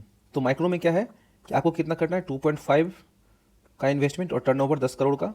Small में 25 करोड़ का इन्वेस्टमेंट और 100 करोड़ का टर्नओवर। और मीडियम में 125 करोड़ का इन्वेस्टमेंट और 500 करोड़ का टर्नओवर। तो ये है अभी न्यू फॉर्मूला जो MSME का है। तो ये इसमें बिल्कुल गलत हो गया। All the banks to the MSME जो लोन देती है वो प्रायोरिटी सेक्टर में आएगी। बिल्कुल MSME प्रायोरिटी सेक्टर में आती है दोस्तों। ठीक है, तो ये स्टेटमेंट सही है। 71 का बी। आप बता सकते हो लिस्ट प्रायोरिटी सेक्टर में कौन कौन सा आता है और फॉरेन बैंक का क्या ऑब्लिगेशन है, वो कितने पैसे उनको प्रायोरिटी सेक्टर में देने होंगे? अगर आपको आइडिया है तो प्लीज़ कमेंट बॉक्स में लिखना। 72 देखते हैं। With reference to the central bank of digital currency CBDC consider following statement. It is possible to make the payment in digital currency without using the US dollar और SWIFT system. Okay, तो ये CBDC जो है वो without using US dollar और SWIFT system possible, मतलब कि वो पेमेंट ऐसा किया जा सकता है, बिल्कुल किया जा सकता है। अगर मान लो कि मैं आपको देखो स्विफ्ट सिस्टम होता क्या है, मैं बताता हूँ आपको। अगर आपको आपका भाई कोई रह रहा है US में, अगर आपको पैसे ट्रांसफर करना है तो आप सबसे पहले यहाँ क्या करती है कि यहाँ इंडिया की बैंक स्विफ्ट से कॉन्टैक्ट करती है। स्विफ्ट एक मैसेज देता है US बैंक को और फिर ये ट्रांजेक्शन पॉसिबल होता है। तो स्विफ्ट कुछ नहीं, एक मैसेजिंग सिस्टम है जो सिक्योर ट्रांजेक्शन को पॉसिबल कर पाता है, ताकि कोई भी ट्रांजेक्शन काफ़ी बेहतरीन तरीके से हो पाए, कोई फ्रॉडलेंट ना हो और काफ़ी सिक्योर रहे। तो ये जो है बिल्कुल सही स्टेटमेंट है। A digital currency can be distributed with a condition programme into such A time frame spending it, मतलब ये कह रहा है कि डिजिटल करेंसी जो है यहाँ पे किसी टाइम फ्रेम में वो फिक्स है कि उस टाइम फ्रेम में आप इसको खर्च करो, नहीं तो ये डिजिटल करेंसी फिर आप इसको खर्च नहीं कर पाओगे। ये स्टेटमेंट बिल्कुल सही है दोस्तों। डिजिटल करेंसी जो है वो एक टाइम फ्रेम में रहता है, can be distributed with a condition programme into it such A time frame for spending, बिल्कुल टाइम फ्रेम रहता है, नहीं तो आप उसको नहीं कर पाओगे खर्च। तो बिल्कुल ये स्टेटमेंट सही है। मैं इसका एग्जांपल आपको बता देता हूँ कि ये स्टेटमेंट का जो है एग्जांपल क्या हो सकता है कि चाइना का जो डिजिटल युआन है ना वो प्रोग्राम्ड है और डिज़ाइन है इस तरीके से कि आपको एक स्पेसिफिक डेट पे ही उसको खर्च करना है। अगर आप उस स्पेसिफिक डेट से अगर बाहर निकल जाते हो तो आप उसको खर्च नहीं कर पाओगे। देखिए स्टेटमेंट बिल्कुल सही हो जाता है दोस्तों। ऐसे ये काफ़ी एक्सट्रीम लग रहा है कि बहुत लोगों को लगेगा नहीं ऐसा नहीं हो सकता, क्योंकि आपका मर्जी, आप जब मन तब खर्च करो, but this is not like that. तो 72 क्या होगा, सी होगा। ओके दोस्तों, अब 73 पे आते हैं। 73 क्या कह रहा है वो देखते हैं। In reference to the finance of the term beta refers to, okay beta क्या होता है फाइनेंस के रिस्पेक्ट में। देखो बीटा कुछ नहीं होता है, स्टॉक मार्केट में बीटा वर्ड आपको इस्तेमाल देखने को मिलेगा। बीटा का मतलब ये होता है किसी स्टॉक का प्राइस पूरे मार्केट के मुकाबले उस स्टॉक का प्राइस कितना तेजी या मंदी से बदलता है, कितना तेजी या धीरे से बदलता है, बस ये समझ लो। तो ये स्टॉक की वॉलेटिलिटी की तुलना जो है ये करता है मार्केट से। तो देख लो क्या है, 73 का डी है, numeric value that measure the fluctuation of stock to change in the overall stock market, ठीक है। 72 का डी होगा। 74 पे आते हैं। Self help group program was originally initiated by the State Bank of India by providing the micro credit to the financially deprived, okay. ये statement गलत है दोस्तों। यहाँ पे जो है आपको स्टेट बैंक ऑफ इंडिया नहीं होगा, बल्कि यहाँ पे नाबार्ड होगा। नाबार्ड ने इसको स्टार्ट किया था, माइक्रो क्रेडिट जो है वो देने का नाबार्ड स्टार्ट किया था। In self help group all the member of the group take responsibility for the loan that individual member take. बिल्कुल सेल्फ हेल्प ग्रुप में यही होता है दोस्तों कि इस तरीके से है कि मान लो कि ए है, बी है, सी है, डी है, आप पैसे तो पूल में पैसे जमा हो जाएंगे। मान लो 10 लाख जमा हुआ, अब किसी एक मेंबर को बी को सपोर्ट कर दिया जाएगा 5 लाख रुपए दे करके। तो इस तरीके से ये सेल्फ हेल्प ग्रुप का चलता है। तो in self help group all the member of the group take responsibility for loan that individual member takes, okay. The regional rural bank and the rural commercial bank support SHG, बिल्कुल support करता है SHG. तो ये 1 नहीं होगा, तो क्या होगा, ओनली 2 होगा। 75 India's public sector health care system largely focus on curative care with limited preventive, promotive and rehabilitative. बिल्कुल क्यूरेटिव केयर ये हमारा एक बहुत बड़ा स्ट्रक्चरल फेल्योर है कि हम क्यूरेटिव केयर पे ध्यान देते हैं, प्रिवेंटिव पे नहीं। मतलब कि बीमारी हुआ तब ठीक कर रहे हैं, लेकिन उससे पहले वो बीमारी हो ही नहीं, उस पर हम काम जो है वो भारत की जो है वो हेल्थ केयर सिस्टम उस पर काम नहीं करती। एस्टिमेट 2 देखते हैं क्या बोल रहे हैं दोस्तों। Under the India's decentralize approach of health care delivery the states are primarily responsible for organising. बिल्कुल आपको जो है वो हेल्थ केयर जो है वो स्टेट लिस्ट में आता है, ये बिल्कुल सही स्टेटमेंट है। हाँ, लेकिन ये इसका ट्रू एक्सप्लेनेशन नहीं है कि आप स्ट्रक्चरल फेल्योर है हमारे देश का कि हम क्यूरेटिव केयर पे ध्यान देते हैं, बल्कि प्रिवेंटिव, प्रोमोटिव और रिहेबिलिटेशन केयर नहीं देते हैं। बट ये जो है इसका आंसर क्या होगा, दोनों स्टेटमेंट सही है, बट अब 7 शेड्यूल में आ रहा है, मतलब 8 शेड्यूल्स में ये आ रहा है, तो ये करेक्ट एक्सप्लेनेशन उसका नहीं है। तो 75 का बी। 76 पे आते हैं। According to United Nation World Water Development Report 2022, India extend more than a quarter of the world ground water withdrawal every year. बिल्कुल ये स्टेटमेंट सही है दोस्तों, क्योंकि आपको पता होगा कि हम लोगों का जो है पानी है वो काफ़ी ग्राउंड वाटर में, खास करके ये एग्रीकल्चर में काफ़ी हम लोग इसको इस्तेमाल करते हैं, एग्रीकल्चर एक्टिविटी में। ये स्टेटमेंट बिल्कुल सही है, okay. India needs extract more than the quarter of the world ground water each year to satisfy the drinking water sanitation need almost 18% of the, नहीं, ड्रिंकिंग वाटर इसके लिए नहीं करते हैं, बल्कि 89% ऑफ द ग्राउंड वाटर जो बताया था आपको दोस्तों, वो आपको एग्रीकल्चर एक्टिविटी के लिए जाता है। ये गलत हो गया, तो क्या होगा, statement 1 is correct, 2 is incorrect. Question 77 पे आते हैं दोस्तों। क्या बोल रहे हैं यहाँ पे। According to the constitution of India the central government has duty to protect state from the international. बिल्कुल आर्टिकल 55 तो ये कहता ही है ना हमारा कि सेंट्रल गवर्नमेंट का अधिकार है कि वो जो स्टेट के इंटरनल डिस्टर्बेंस से प्रोटेक्ट करना उसको। तो अब सेकेंड देखते हैं, the constitution of India exempt the state from providing the legal counsel to a person being held for preventive detention. Okay, तो लीगल काउंसिल मतलब ये होता है कि मान लो कि आप एडवोकेट दे दिए हो किसी को, गिरफ्तार मतलब कोई भी पुलिस कस्टडी में आ गया, वो गिरफ्तार हो चुका है, तो अब उसके पास एक राइट है कि वो एडवोकेट हायर करेगा और अपने लिए वो केस लड़ेगा, ठीक है। लेकिन कोई भी इंसान अगर प्रिवेंटिव डिटेंशन में है तो प्रिवेंटिव डिटेंशन में इंसान के पास ये मतलब कि राइट नहीं होता है कि उसको लीगल काउंसिल मिलेगा कि नहीं मिलेगा, ठीक है।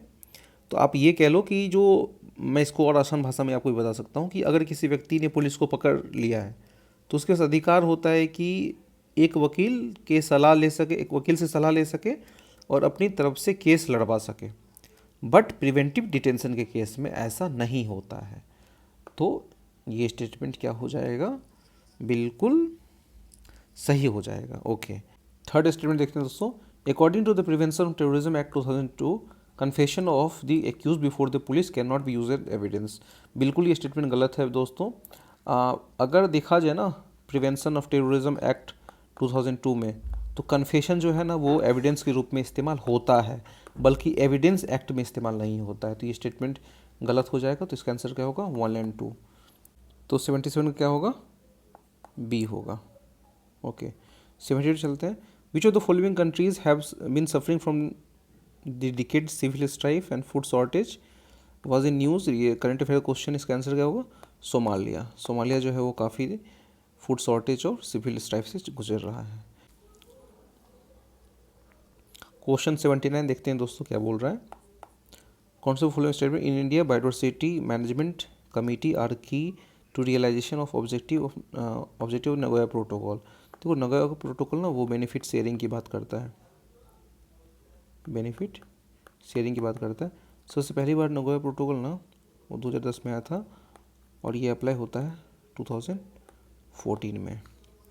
तो इसमें क्या है कि अगर मान लो कि इसको और आसान कर दूं, अगर मान लो यूएसए की कोई कंपनी है, अगर इंडिया में किसी प्लांट से वो मेडिसिन बना रही है, किसी प्लांट से वो उसके हेल्प से मेडिसिन बना रही है, तो उस प्रॉफिट को इंडिया के साथ शेयर करना पड़ेगा। तो यही है, इसी को मैनेज कर रहा है नगोया प्रोटोकॉल। क्या बोल रहा है कि the biodiversity management committee have important function in determining the access and benefit sharing including the power to levy collection fees. बिल्कुल ये कमेटी जो है वो इंपॉर्टेंट फंक्शन है इसका कि वो बेनिफिट दे, पावर दे to levy collection of fees and access of biological resource within jurisdiction. ये इसी कमेटी का ये काम है। तो बिल्कुल ये देखो काफ़ी बुकिश लैंग्वेज है। ऐसे जब आपको बुकिश लैंग्वेज मिले ना और इतना लंबा चौड़ा बुकिश लैंग्वेज दे और वो काफ़ी जेनरिक है, हो कोई फैक्ट ना हो, कोई फैक्ट ना हो, काफ़ी जेनरिक स्टेटमेंट हो, तो ये स्टेटमेंट बिल्कुल सही ही होगा। फैक्ट अगर कुछ दे देता कि 10% 15%, तो वहाँ आपको सतर्क रहना है, बल्कि काफ़ी जेनरिक है, तो ये स्टेटमेंट सही होने का ज़्यादा चांस है। 80 चलते हैं दोस्तों। 80 क्या बोल रहा है, इलेक्शन ऑफ प्रेसिडेंट को लेकर के। The member nominated in to either house of the parliament और the legislative assembly of the state are also eligible to included in the electoral college. Nominated member नहीं होते हैं। परसेंट ऑफ इलेक्शन में कौन कौन होते हैं, पहला elected member of state legislative assembly and Lok Sabha Rajya Sabha. Second elected member of Delhi and Puducherry, ठीक है। चलो तो ये स्टेटमेंट गलत हो गया। सेकंड देखते हैं, higher the number of elective assembly higher is the value of vote each MLA of the state.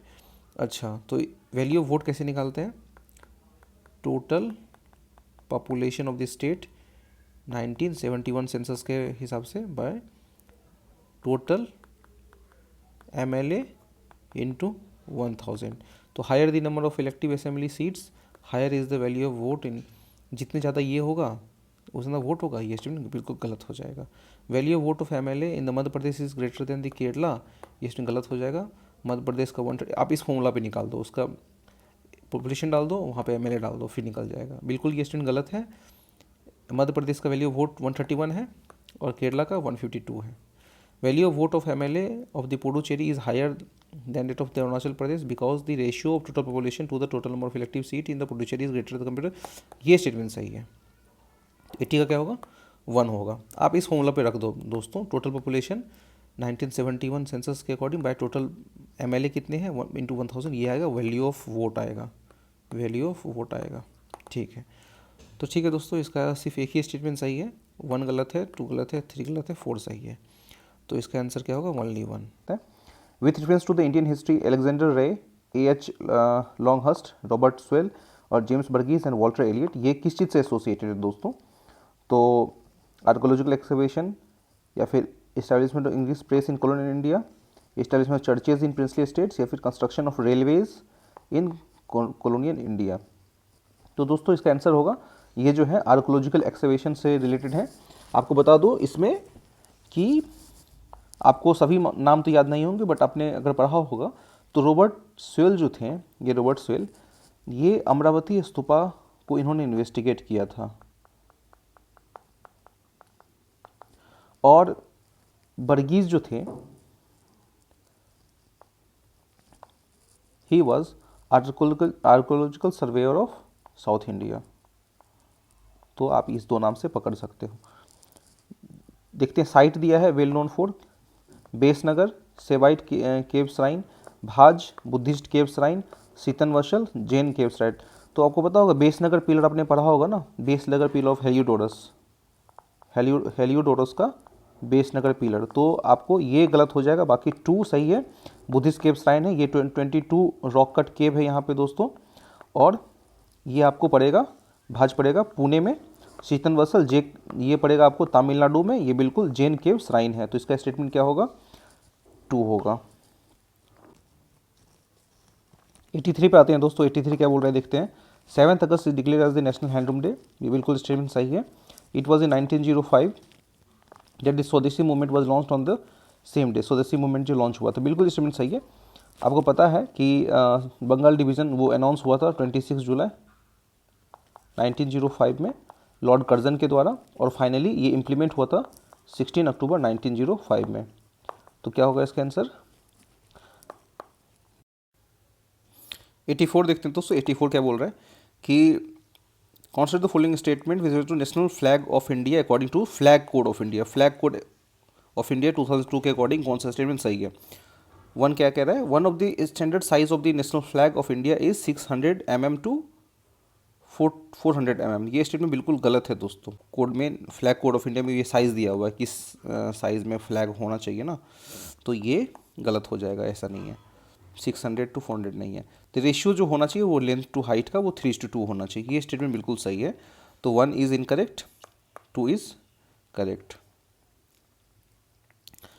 85 क्या कह रहा है, कॉन्स्टिट्यूशन डे के रिस्पेक्ट में क्या बोल रहा है? Constitution day celebrated on 26 November every year to promote the constitution values among citizen. बिल्कुल, कॉन्स्टिट्यूशन डे 26 नवंबर को ही सेलिब्रेट किया जाता है, क्योंकि उस दिन हमारे कॉन्स्टिट्यूशन को अडॉप्ट किया गया था। क्या किया गया था? अडॉप्ट किया गया था।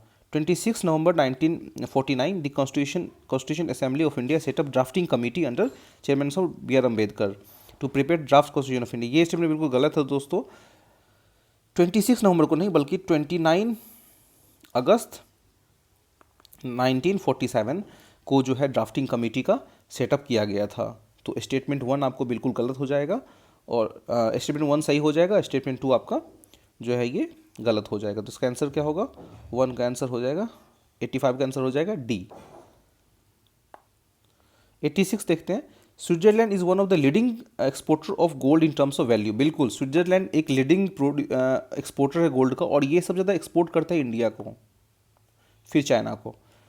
स्टेटमेंट 2 क्या कर रहा है? Switzerland has the second largest gold reserve in the world. नहीं, स्विट्जरलैंड के पास गोल्ड रिजर्व नहीं है, सबसे ज़्यादा गोल्ड रिजर्व USA के पास है, फिर जर्मनी के पास है, फिर इटली के पास है। तो ये सेकंड लार्जेस्ट कह रहा है ना, नहीं, सेकंड लार्जेस्ट जर्मनी के पास है, और सबसे टॉप गोल्ड रिजर्व USA के पास है। तो 86 का क्या होगा? 1 is correct and second is incorrect. 87 recently United USA and European union have launch the trade and technology council. Okay, ये करंट अफेयर क्वेश्चन है, उस साल करंट अफेयर में था। ये बिल्कुल सही स्टेटमेंट है, लॉन्च किया था उन्होंने। The USA and EU claim that through this they are trying to bring the technological progress and physical productivity under their control। नहीं, अपने कंट्रोल में, कितना एक्सट्रीम स्टेटमेंट है दोस्तों। वो ये कह रहा है कि टेक्नोलॉजिकल प्रोग्रेस और फिजिकल प्रोडक्टिविटी वो अपने कंट्रोल में लेना चाहते हैं। ये बहुत एक्सट्रीम हो जाता है। ये बहुत एक्सट्रीम स्टेटमेंट है, ऐसा नहीं है, ये बिल्कुल गलत है। ये मतलब ये आप दिखा रहे हो कि मोनोपोली दिखा रहे हो आप, ये ऐसा नहीं है। तो 1 is correct and second is incorrect. ठीक है, आप ऐसे स्टेटमेंट देख करके भी ना बता सकते हो कि कौन सा होगा सही कौन सा नहीं हो। नॉलेज नहीं भी हो तो आप एजम्पशन लगा सकते हो, क्योंकि यूपीएससी जिस तरीके के क्वेश्चन पूछ रही है ना, आपको उसमें बहुत एप्टीट्यूड की जरूरत होती है। बियॉन्ड नॉलेज भी आपको बहुत कुछ करना होता है। तो 88 देखते हैं वो क्या बोल रहा है। 88 ये कह रहा है कि India account 3.2% of global export of the goods. नहीं, 3.2% नहीं है, ये मेरे ख्याल से 2% से कम है दोस्तों, अप्रॉक्सीमेटली 1.7% के आसपास है ये। Many local companies and some foreign companies operating in India through the advantage of PLIs schemes. Okay, PLI scheme क्या है पता होगा, पता होना चाहिए कि वो आपको अगर आपको डोमेस्टिक मैन्युफैक्चरिंग को बूस्ट करना है ना, तो सरकार अभी एक प्रोडक्शन लिंक इंसेंटिव स्कीम लाई है, तो ताकि हमारा जो मैन्युफैक्चरिंग हो, डोमेस्टिक मैन्युफैक्चरिंग हो, उसको बूस्ट मिल सके। इसमें सरकार जो है आपको अलग से इंसेंटिव देती है, और इसका फ़ायदा क्या फॉरेन की कंपनी उठा रही है? बिल्कुल इसका फ़ायदा फॉरेन की कंपनी में उठा रही है। तो स्टेटमेंट क्या होगा? 1 इनकरेक्ट और सेकंड इज करेक्ट। 89 देखते हैं। Stability and growth pact of the European Union is treated at. अब स्टेबिलिटी एंड ग्रोथ पैक्ट क्या है? ठीक है, आप देखो ये दोस्तों 1 2 3 भी देख लो। क्या ऐसा होगा कि enable the countries of the European Union to share the technology? मतलब इसमें ये कह रहा है कि यूरोपियन यूनियन जो जो है ना 27 देश का जो कलेक्शन है पूरा कंबाइंड, क्योंकि 28 पहले थे, ब्रिटेन ने ब्रेग्जिट हो गया उनका, तो अब 27 बचे हैं। तो क्या अब इसमें ऐसा कह रहा है कि ये भाई टेक्नोलॉजी जो है वो ट्रांसफ़र किया जाएगा एक दूसरे के देश, मतलब दूसरे देशों में? नहीं, रशिया हमारा इतना अच्छा दोस्त है, फिर भी हम टेक्नोलॉजी ट्रांसफ़र के मामले में रशिया हमें बहुत चीज़ों में स्ट्रिक्ट करता है। तो ये ऐसा स्टूडेंट बिल्कुल ये गलत हो जाएगा। तो ऑल 3 तो नहीं होगा। ठीक है, make the countries of the European Union to share their infrastructure facilities. अच्छा, इंफ्रास्ट्रक्चर फैसिलिटीज़ शेयर करने की बात की जा रही है दोस्तों, तो ये स्टेटमेंट भी बहुत एक्सट्रीम लग रहा है, ये भी नहीं होगा। इंफ्रास्ट्रक्चर फैसिलिटी आपका बहुत कुछ होता है ना, जैसे मान लो आपका थर्मल पावर प्लांट है, न्यूक्लियर पावर प्लांट है, अब उसमें क्या है कि आपको वो शेयर करना पड़ेगा सभी देशों के साथ, तो ये भी स्टेटमेंट काफ़ी एक्सट्रीम है, तो ये भी नहीं होगा। Limit the level of budgetary deficit of the country of the European union, ये स्टेटमेंट बिल्कुल सही है। आप देख लो कि स्टेबिलिटी एंड ग्रोथ की बात आ रही है ना, तो यहाँ पे आपको limit the level of budgetary deficit of the countries of the European union, तो ये स्टेटमेंट आपको काफ़ी लिबरल और काफ़ी जेनरिक लग रहा है, तो ये स्टेटमेंट होने का चांस होने का ज़्यादा सही होने के ज़्यादा चांसेस हैं। तो ये इसका क्या होगा? 89 का ये होगा। मैं बोला ना आपको एप्टीट्यूड लगाना होगा, एप्टीट्यूड लगाना होगा, तो आप हर जगह नॉलेज नहीं लगा सकते हो। 90 देखते हैं क्या बोल रहा है कि recently all the countries of all the countries, देखना ठीक से, ऑल द कंट्रीज, सभी देश यूनाइटेड नेशन में कितने देश हैं? 190+ तो देश हैं ही, have adopted the first ever compact for the international migration and global compact. अब मुझे नहीं पता है कि ये जो है क्या है, आई डोंट नो कि ये क्या है, global compact safe ordinary and regular migration क्या है, आई डोंट नो। लेकिन मुझे पता है कि सभी देशों के साथ ऐसा समस्या, सभी देशों ने ऐसा कुछ फ्रेमवर्क नहीं अडॉप्ट किया होगा, इसको मैं गलत करूँगा। ठीक है, objective and the commitment stated in the GCM are binding on the UN member countries. Okay, अब ये बाइंडिंग है या नॉन बाइंडिंग है, ये भी बात है कि जब भी ऐसी क्वेश्चन यूपीएससी ने पहले पूछा है कि these things are binding on the parties, तो वो 99% केस में वो गलत ही हुआ है। तो जिस तरीके से हम लोग 90 देखा था ना, 90 में ऑल दी कंट्रीज़ वाला जो ऑप्शन ए में है, ये एक इशू आ रहा है, बाइंडिंग वाला एक इशू आ रहा है, तो इस दोनों की वजह से ये गलत होने का चांस ज़्यादा है। The GCM address the internal migration of internally displaced people in the objective of commitment, ये बिल्कुल गलत है। GCM ये आपको ये माइग्रेशन की चर्चा नहीं कर रही है, its objective is to see and guide state to meet their the human right obligation, ये ह्यूमन राइट ऑब्लिगेशन को मीट करने के लिए चर्चा कर रहा है, ह्यूमन राइट ऑब्लिगेशन को मीट करने की ये बात कर रही है। तो 90 में ये होगा। 91 देखते हैं, होम गार्ड को लेकर क्या कह रहा है कि होम गार्ड, कौन से फॉलोइंग स्टेटमेंट क्या कह रहा है? होम गार्ड और raise under the home guard act rules of central government, नहीं सेंट्रल गवर्नमेंट नहीं होगा, होम गार्ड जो है वो आपको स्टेट गवर्नमेंट के अंदर आता है, तो ये स्टेटमेंट गलत हो गया। The role of the home guard is to serve the auxiliary forces to police in maintenance of internal, बिल्कुल होम गार्ड का काम होता है कि वो कभी कभी serve as auxiliary force serve करे और to police in maintenance of internal security में मेंटेन करे। काफ़ी जेनरिक स्टेटमेंट लग रहा है दोस्तों, ये सही होने का ज़्यादा चांस है, कोई ना फैक्ट है ना कोई डाटा है, तो ये सही होने का ज़्यादा चांस है। To prevent the infiltration of the international border coastal areas the border wing home guard battalion have been raised in some state. कुछ स्टेट में इसको रेज किया गया है। क्यों नहीं किया जा सकता है? जैसे मान लो कि आप नॉर्थ ईस्टर्न स्टेट हैं, फिर जम्मू कश्मीर का एरिया है, लद्दाख का एरिया है, तो ऐसा हो सकता है कि मतलब इसको किया गया होगा। यहाँ पे देखो have been raised in some state, कुछ स्टेट में। अब देख लो, अगर आप पीओके सीरीज देख रहे हो ना, तो आपको पता है कि सम वाला जहाँ आता है ना डाटा, सम, तो मैंने कई जगह आपको दिखाया है सम। अभी तक जहाँ भी सम वाला वर्ड मिला है वो सही हुआ है। तो इसका स्टेटमेंट क्या होगा? ऑल थ्री होगा। देखते हैं ये क्या कह रहा है कि अब इसमें ये कह रहा है कि action and act under which it is covered. Official secret act के अंदर कौन सा आ रहा है कि unauthorise wearing of police and military uniform. Okay, police and military uniform आप हम लोग नहीं पहन सकते हैं, तो ये बिल्कुल सही स्टेटमेंट है। इंडियन एविडेंस एक्ट के अंदर क्या है? Knowingly misleading other interfering with the police officer और military officer when engaged in their duties. आप उसको मिसलीड नहीं कर सकते हैं, ये भी स्टेटमेंट सही है, लेकिन इंडियन एविडेंस एक्ट के अंदर नहीं है, बल्कि ऑफिशियल सीक्रेट एक्ट के अंदर ही ये आता है। आप किसी भी पुलिस और या पुलिस ऑफिसर या मिलिट्री ऑफिसर को मिसलीड नहीं कर सकते हो। Celebratory gun fire which can endanger the, अब देखो शादी में आप गन चला रहे हो, पार्टी में आप गन चला रहे हो, ठीक है, तो वो आर्म्स एक्ट के अंदर अब वो इलीगल मान लिया गया है कि नहीं, अब आप नहीं चला सकते। तो इसका क्या होगा स्टेटमेंट? ये 2 गलत है, 1 और 3 सही है, तो इसका ये होगा 92 का बी। 93 देखते हैं। नॉर्थ की इटूरी कहाँ है? Armenia, Azerbaijan. Nagorno Karabakh Mozambique नहीं, नगोर्नो कराबाख यहाँ पे है। जेप्रोजिया खोर्सन ये कहाँ पे है? ये आपको पड़ेगा यूक्रेन में पड़ेगा, अभी रशिया यूक्रेन में ये काफ़ी फेमस था। नॉर्थ किवू इटूरी कहाँ है? ये डीआरसी में पड़ेगा, डेमोक्रेटिक रिपब्लिक ऑफ कॉन्गो में। तो इसका तीनों गलत हो गया, तो ये क्या होगा? नन होगा। 94 देखते हैं। Israel has establish diplomatic relation with some Arab state. बिल्कुल, इजराइल ने कुछ डिप्लोमेटिक रिलेशनशिप इस्टेब्लिश किया है अरब स्टेट के साथ, लेकिन Arab peace initiative mediated by the Saudi Arabia व साइन बाय द इजराइल नहीं। अरब पीस इनिशिएटिव जो है सऊदी अरब ने मीडिएट किया है, लेकिन इजराइल ने इसको कभी साइन नहीं किया है। अगर इजराइल इसको साइन कर देना तो इजराइल का सबसे बड़ा विज़न, द ग्रेटर इजराइल का विज़न खत्म हो जाएगा। और इस इनिशिएटिव में ऐसा लिखा हुआ है कि पैलेस्टीन को आप छोड़ दोगे, पैलेस्टीनियन एरिया को इजराइल को छोड़ना पड़ेगा अगर इजराइल इस पीस इनिशिएटिव को साइन करता है। तो इसलिए इजराइल ने इसको कभी साइन नहीं किया है, तो ये स्टेटमेंट गलत हो गया। तो 1 is correct, second is incorrect. 95 देखते हैं। मेजर ध्यानचंद खेल रत्न अवार्ड, ठीक है, for most spectacular and outstanding performance by the sports person over the period last 4 year. बिल्कुल ये सही है, आपको आउटस्टैंडिंग परफॉर्मेंस लास्ट 4 ईयर में देखा जाता है, तो ये आपको अवार्ड मिलता है। अर्जुन अवार्ड क्या कह रहा है? फॉर लाइफ टाइम अचीवमेंट नहीं, लाइफ टाइम अचीवमेंट में अर्जुन अवार्ड नहीं मिलता है दोस्तों। आपको अर्जुन अवार्ड मिलता है आप किसी पार्टिकुलर गेम में आपने बहुत अच्छा परफॉर्मेंस किया है, आउटस्टैंडिंग परफॉर्मेंस किया है किसी पर्टिकुलर गेम में, तो उस पर आपको अर्जुन अवार्ड मिलता है। द्रोणाचार्य अवार्ड ये कोच को मिलता है। यहाँ देखते हैं क्या लिखा है, to honour the eminent coaches, बिल्कुल सही है, who have been successfully trained sports person और टीम्स, बिल्कुल ये सही है। राष्ट्रीय खेल प्रोत्साहन पुरस्कार, to recognise the contribution made by the sports person even after नहीं, इवन आफ्टर रिटायरमेंट नहीं, आपको रिटायरमेंट लेने से पहले, मतलब आपको प्रोसेस में ही रहना पड़ेगा तभी होगा, ये गलत हो गया। तो क्या होगा? 4 का 2। ऐसे मैंने बताया था आपको दोस्तों क्या 4 आए तो 2 मारो, 5 आए तो 3 मारो, 90% केस में हिट होगा। तो देख लो यहाँ पे 4 आए तो 2 मार दो, ये सही हो गया। अब यहाँ भी 4 आया है तो यहाँ भी 2 मार दो, देख लेते हैं क्या होगा। ये बिल्कुल सही स्टेटमेंट है 4। इसका भी क्या होगा? 44 चेस ओलंपियाड 2022 का क्वेश्चन है, ये आउटडेटेड हो चुका है दोस्तों, तो इसको छोड़ देते हैं अभी। मतलब ये ऐसे भी ये जो है इसका 2 मार के आप जा सकते हो, ये स्टेटमेंट सही होगा, इसका आंसर 2 ही है, लेकिन बट दिस नॉट इम्पॉर्टेंट। तो इसमें क्या है कि फिर भी मैं आपको बता देता हूँ कि इसमें कौन सा स्टेटमेंट सही होगा।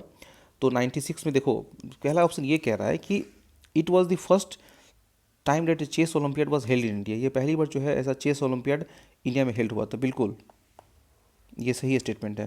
The official mascot was name at Thambi, official mascot क्या था? थम्बी, ये भी सही स्टेटमेंट है।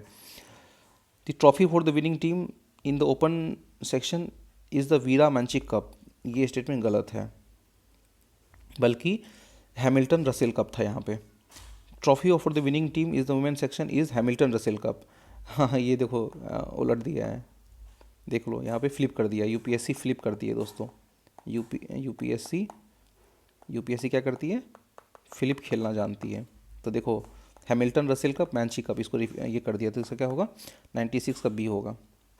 अब ये देखते हैं 97 देखते हैं।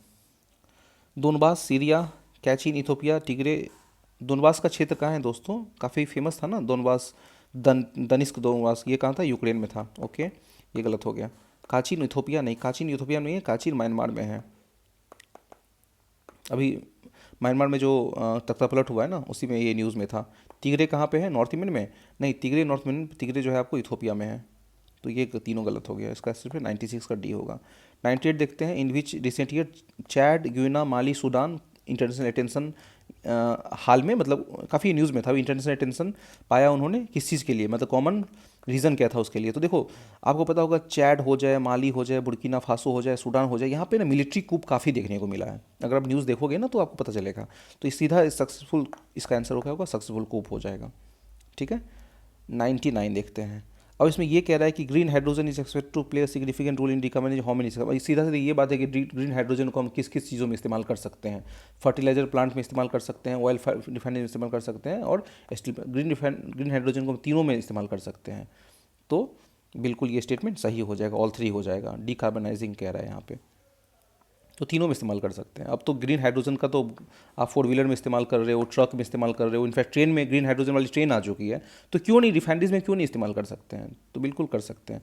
लास्ट क्वेश्चन देखते हैं, कौन से following statement about the G20 group was originally establish platform for the finance minister and central bank governor to discuss the international economic and financial issues. बिल्कुल ये स्टेटमेंट सही है दोस्तों।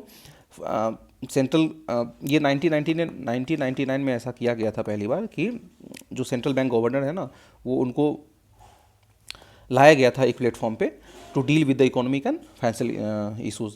Digital public infrastructure is one of the G20 priorities. बिल्कुल digital public infrastructure G20 priorities है, क्योंकि आपको पता है 2023 में आपको जो है वो न्यू दिल्ली में G20 समिट हुआ था, जिसमें वासुदेव कुटुंबकम का थीम था। उसमें डिजिटल पब्लिक इंफ्रास्ट्रक्चर एक भारत का थीम था G20 प्रायोरिटीज़ में।